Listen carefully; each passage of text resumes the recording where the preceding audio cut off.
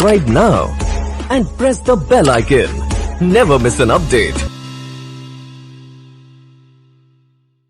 एक जानवर को कोई दरिंदा नुकसान पहुंचा दे ये भी उन्हें गंवारा नहीं। ये शान है गौसे आज़म की। बताओ गौसे आज़म हम गुलामों के लिए क्या मकाम उनका होगा, हम गुलामों के लिए उनकी बारगाह में वक़ार क्या होगा। हजरत बस ज़्यादा वक्त ना लेते हुए बस हम यही चलते हैं कि गौसे आज़म रज़ियल्लाहु ताला अन्हु की शान व अज़मत कमा हक़ा कोई भी आलिम दीन बयान नहीं कर सकता। बस अपनी गुलामी का सबूत पेश करता है बारगाह गौसे आज़म में कि ऐ गौसे आज़म हम आपकी बारगाह में अपनी गुलामी का सबूत इसलिए पेश कर रहे हैं कादरी पट्टा डाल करके कि जब मैदान महशर कायम होगा तो यही कादरी पट्टा कल मैदान महशर में हमारे काम आएगा। यही पट्टा कल मैदान महशर में काम आएगा। कादरी पट्टा डाल लो।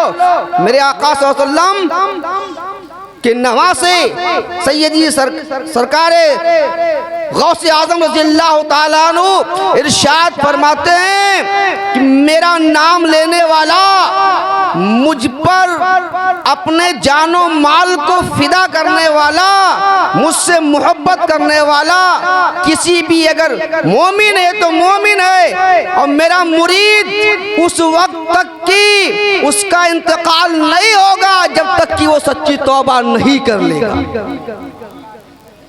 बिना सच्ची तौबा किए दुनिया से नहीं जाएगा।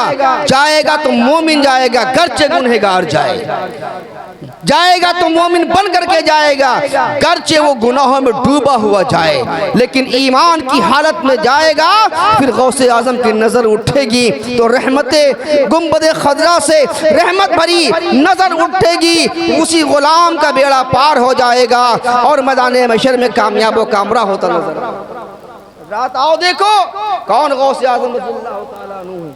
बस एक दो रिवायात पेश करके अपनी बात पूरी कर रहा हूँ। आला हजरत अजीमुल मर्तबत ने एक बड़ा प्यारा अशार पेश किया,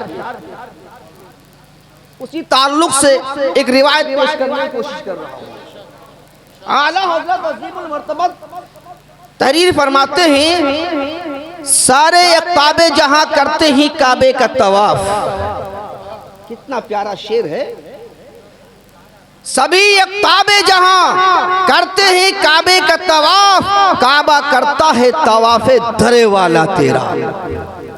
काबा करता है तवाफे दरे वाला तेरा। वाकया यूं है, मोरखिन लिखते हैं बारगाह गौसे आज़म अभी आप की उम्र छोटी है और आप के उस शहर में जहां आप क़याम पजीर थे, जहां आप रहा करते थे, उधर से एक हाजियों का काफिले का गुजर होता है।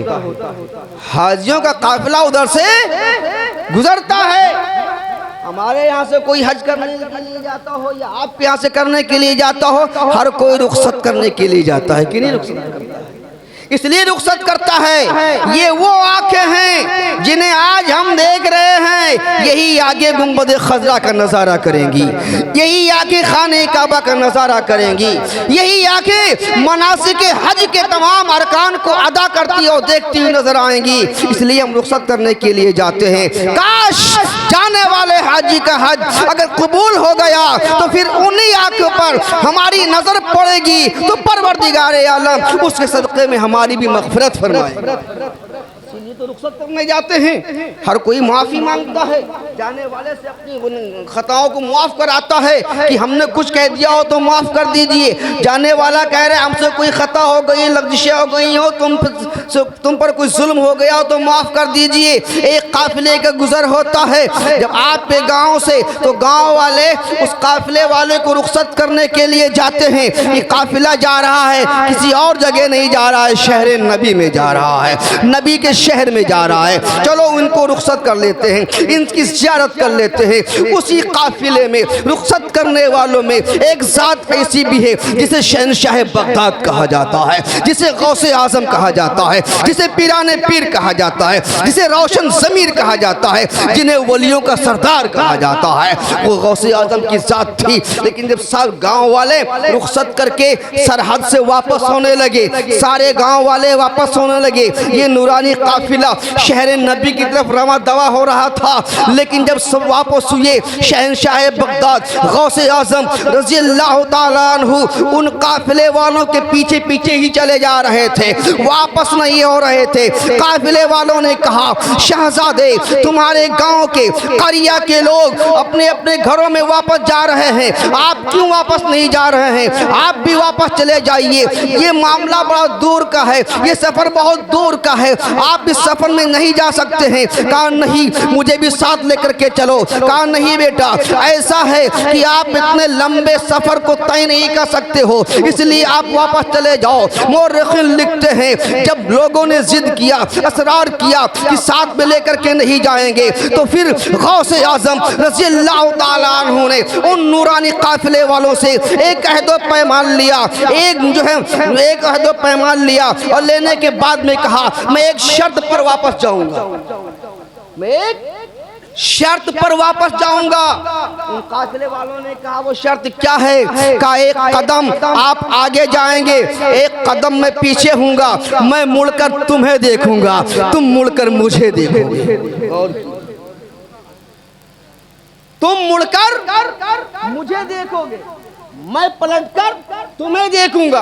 इस तरह से तुम्हारा जाना और मेरा जाना दूर हो जाएगा, आप इधर चले जाएंगे, मैं घर चला जाऊंगा। तारीख शाहिद है कि ये काफिला अपने उस मशवरे पर इस तरह से चलता रहा, एक कदम आगे जाते, पलटकर गौसे आजम को देखते, गौसे आजम एक कदम पीछे आते, पलटकर काफिले वालों को देखते, लेकिन चंद ही घड़ियों के बाद में काफिला रूपोश हो जाता है, नजरों से उजल हो जाता है। अपने घर में आते हैं, घर में आने के बाद में बेचैनी बढ़ जाती है, बेकरारी बढ़ जाती है, लेकिन नबी के शहर में जाने वाले चले गए और काश में ना जा सका। जब ये बेकरारी बढ़ी तो गौसे आजम रज़ी अल्लाह ताला अन्हु अपने मकान के छत पर चढ़ जाते हैं, अपने महल के छत पर चढ़ जाते हैं, इस बुनियाद पर कि दूर तक मैं उन काफिले वालों को देखता रहूंगा, दूर तक उन्हें मुझे नजर आ जाएंगे, काश वो मुझे नहीं देख पाएंगे, लेकिन मैं उन्हें देख लूंगा। तारीख शाहिद है, आप अपने वादे के मुताबिक छत पर चले जाते हैं और काफिले वालों को मुड़ मुड़ कर देख रहे हैं, मुबारकबाद पेश कर रहे हैं। तारीख शाहिद है,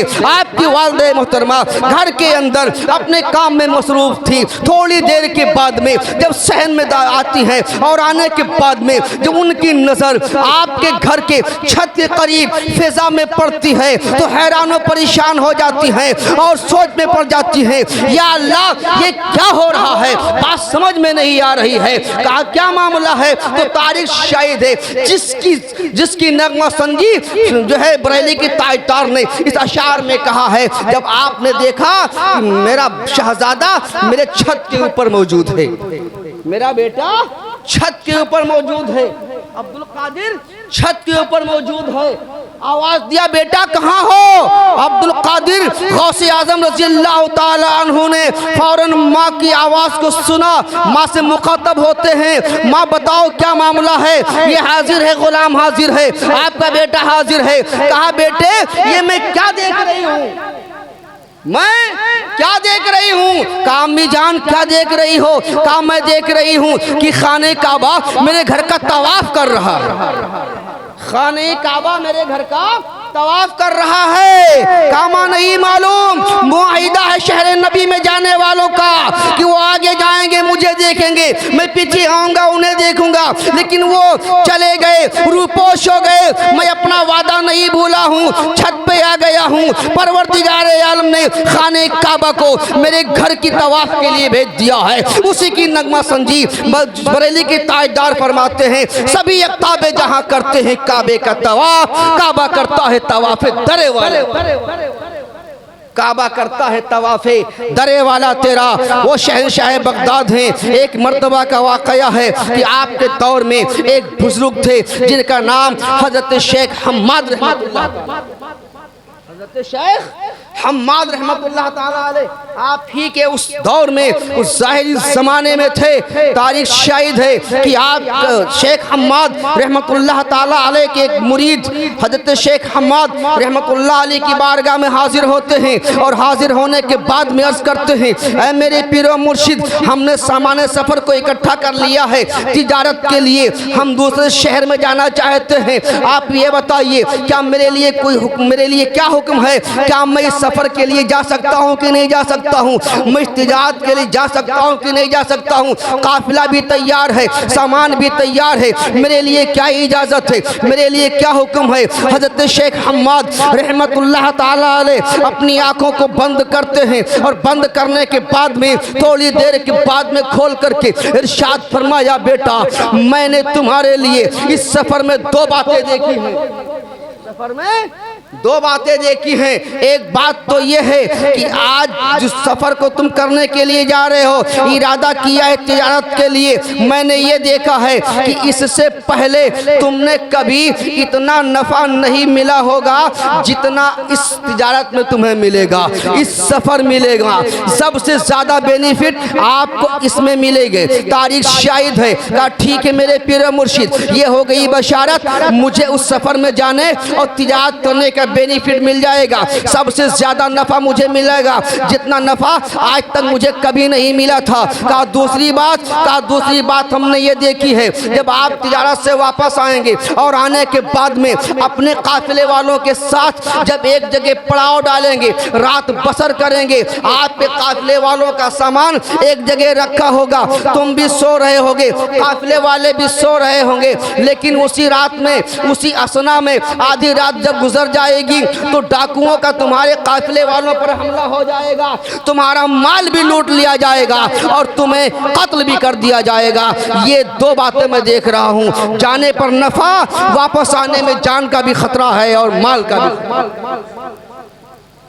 अब मुरीद सोच रहा है, या अल्लाह अगर ना गया तो नफा नहीं, और अगर गया तो नफा लेके आया तो नफा भी गया, माल भी गया, जान भी गई, दोनों जाने का मामला। एक तरफ तो खुशखबरी है बेनिफिट की और एक तरफ ये मामला है कि वापसी में जान भी जा सकती है और माल भी जाएगा, दोनों जाएगा।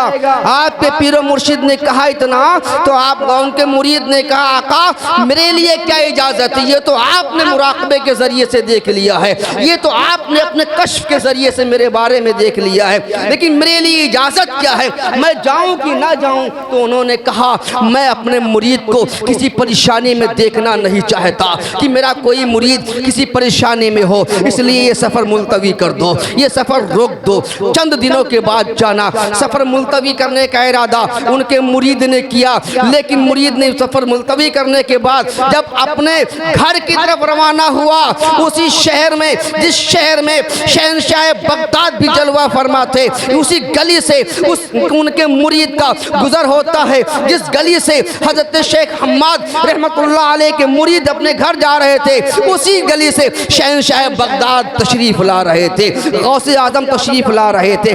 बीच में मुलाकात हो जाती है, सलाम किया शहंशाह बगदाद से, कहा हुजूर अस्सलामु अलैकुम। आपने जवाब दिया और कहा बेटा रोज मिलते थे तो चेहरा हशाशो बशाश रहा करता था, चेहरे पे मुस्कुराहट थी, आज चेहरे पे उदासी क्यों है, ये चेहरे पे गमगीन के आसार क्यों है? कहा नहीं मालूम, मैं अपने पीर की बारगाह में गया था, हज़रत शेख हम्माद रहमतुल्लाह अलैह की बारगाह में गया था और जाने के बाद में इस गरज से गया था कि मैंने सफ़र के लिए, तिजारत के लिए माल को इकट्ठा किया और इकट्ठा करने के बाद में अपने पीर के पास गया और कहा हुजूर मेरे लिए क्या हुक्म है, मैं जा सकता हूँ कि नहीं? तो मेरे पीर ने दो बातें बताई हैं कि अगर आप गए तो इतना ज़्यादा नफ़ा मिलेगा, इससे ज़्यादा तुम्हें नफ़ा आज से पहले कभी नहीं मिला था, लेकिन वापसी में तुम्हारी जान और माल दोनों का खतरा है, जान भी जा सकती है, माल भी जा सकता है। कहा क्या मतलब है? कहा उन्होंने मुझे रोक दिया है कि तुम नहीं जा सकते हो, तुम नहीं जा सकते हो, लिहाजा मैंने सफर मुलतवी कर दिया है, अब जाने का इरादा नहीं है। अब जब मेरे पीरो मुर्शिद मुझे इजाजत देंगे तब मैं जाऊंगा, तब मैं जाऊंगा। गौसे आजम मुस्कुराए, मुस्कुराने के बाद इरशाद फरमाया, ऐ हजरत शेख हम्माद के मुरीद, आपके पीर ने मना कर दिया है, तुम क्या चाहते हो? कहा हुजूर इरादा तो यही है, नफा की बात सुन करके इरादा तो यही कहता है, तमन्ना तो यही है कि तिजारत के लिए जाऊं, लेकिन पीर की दूसरी बात सुन करके अपने आप को रोकना चाहता हूं। कहा ठीक है, तुम्हारे पीर ने मना किया है, अगर तुम जाना चाहते हो तो मैं इजाजत देता हूं, मैं इजाजत देता हूं। अगर मेरे कहने पर जाओगे तो मैं तेरे माल की भी हिफाजत करूंगा, तेरे जान की भी हिफाजत, तुम्हारे माल की भी हिफाजत करूंगा, तुम्हारे जान की भी हिफाजत करूंगा। शहंशाह बगदाद की इजाजत पर शेख हम्माद रहमतुल्लाह अलैह के मुरीद सफर को जारी कर देते हैं। वाकई आपके पीर और मुर्शिद की बशारत की बुनियाद पर इतना नफा उन्हें उस तिजारत में मिला कि उससे पहले कभी नहीं मिला था। लेकिन वापस जब हुए सामान को लेकर के, नफा और बेनिफिट को लेकर के, एक जंगल के करीब में पड़ाव डाला, काफिले वाले सो रहे थे। अचानक हजरत शेख हम्माद रहमतुल्लाह ताला अलैह के मुरीद एक ख्वाब देखते हैं। ख्वाब ये देखते हैं कि सारे काफिले वाले सो रहे हैं और इतने में डाकुओं का हमला हो गया, डाकुओं का हम पर हमला हो गया। डाकुओं ने हमारा मालो असबाब लूट लिया है, हम पर एक कातलाना हमला भी कर दिया है, जानलेवा हमला भी कर दिया है। जब ये ख्वाब देखा तो आँख खुल जाती है, घबरा कर आँख खुली तो क्या देखते हैं हजरत शेख हम्माद के मुरीद कि ना वहाँ कोई चोर है, ना वहाँ कोई रहजन है, ना वहाँ कोई डाकू है, कोई नहीं है, तारीख शाहिद है। हजरत शेख हम्माद रहमतुल्लाह ताला अलैह के मुरीद जब देखा कि सारा माल सलामत है और आज सारे काफिले वाले सो रहे हैं, इतने में सुबह की सफेदी नमूदार हुई और काफिला फिर अपने शहर की तरफ रवां और दवा हो जाता है। रास्ते में हजरत शेख हम्माद के मुरीद सोचते हैं कि अल्लाह मैं भेजने वाले से पहले मिलूं कि रोकने वाले से पहले मिलूं, दोनों में से किससे मुलाकात करूं। इत्तेफाक ये कि उसी असना में उनके पीरो मुर्शिद हजरत शेख हम्माद सामने से आते हुए नजर आते हैं और कहा बेटा कहाँ गए थे? कहा हुजूर आपने जिसकी बशारत दी थी मैं वहाँ गया था, जिससे मना किया था मैं वहाँ गया था। कहा सलामत आ गए? कहा? कहा किसने भेजा? कहा शहंशाह अब्दुल कादिर ने भेजा है, शहंशाह बगदाद ने भेजा है। कहा एक काम करो, अपने माल में से थोड़ा सा नजराना गौसे आजम की बारगाह में पेश कर देना, इसलिए कि तुम्हारे जाने के बाद में तुम्हारे जानो माल की हिफाजत के लिए 70 मरतबा उन्होंने रब की बारगाह में दुआ फरमाई, 70 मरतबा दुआ फरमाई है। लेकर के नजराना जब गौस की बारगाह में वो मुरीद पहुंचे, कहा हुजूर कबूल फरमा लीजिए। कहा वापस आ गए? कहा हाँ। कहा रास्ते में कोई खतरा? कहा कोई खतरा नहीं। कहा बेनिफिट? कहा मेरे पीरो मुर्शिद ने जो बताया था उसी हिसाब से मुझे नफा मिला है। कहा खतरा? कहा खतरा नहीं। कहा कोई हमला? कहा कोई हमला नहीं। कहा कोई ख्वाब? सुभान अल्लाह, ख्वाब देखा है वहाँ जंगल के करीब। गौसे आज़म फरमाते हैं ख्वाब देखा? कहा हुजूर ख्वाब देखा है, मैंने ख्वाब देखा है। ऐसा ख्वाब देखा कि सभी काफिले वाले सो रहे हैं, डाकू आते हैं, अचानक हमला कर देते हैं, माल लूट रहे हैं, सामान लूट रहे हैं, जानलेवा हमला कर दिया। आँख खुली तो ना कोई चोर था, ना कोई रहजन था, मालो असबाब बदस्तूर रखा हुआ था। शहंशाह बगदाद ने इरशाद फरमाया, ऐ हज़रत शेख हम्माद के मुरीद, अगर मैं चाहता तो तुम्हें ख्वाब से भी बचा लेता। क्या फरमाया? अगर मैं चाहता तो तुम्हें ख्वाब से भी, जो अब्दुल कादिर तुम्हारे जान की हिफाजत कर सकता है तो ख्वाब से भी तुम्हें बचा लेता।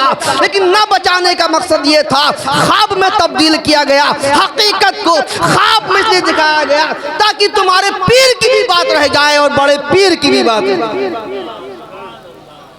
तुम्हारा एतमाद तुम्हारे पीर से टूटने ना पाए कि हमारे पीर ने खतरे की निशानदेही की थी, खतरा नहीं हुआ, इसलिए उस हकीकत को ख्वाब में बदल दिया गया। तुम्हारे जान की भी हिफाजत की गई, तुम्हारे माल की भी हिफाजत की गई। ये वो बारगाह है गौसे आजम है जिस तरह के हम गुलाम हैं। रब्बे काबा की बारगाह में दुआ है कि मौला ताला मेरे बोलने में, आप सबके सुनने में किसी किस्म की लग़ज़िशें हो गई हो तो गौसे आजम रज़ी अल्लाह ताला अन्हु अपने प्यारे महबूब सरकार मदीना से मुआफ़ फरमा दे। जो सही अल्फाज़ात यहाँ बयान हुए उसे काबिल कबूल बनाकर हम सबों के लिए ज़रिए नजात बना दे। वाखिर दावाना अल्हम्दुलिल्लाहि रब्बिल आलमीन।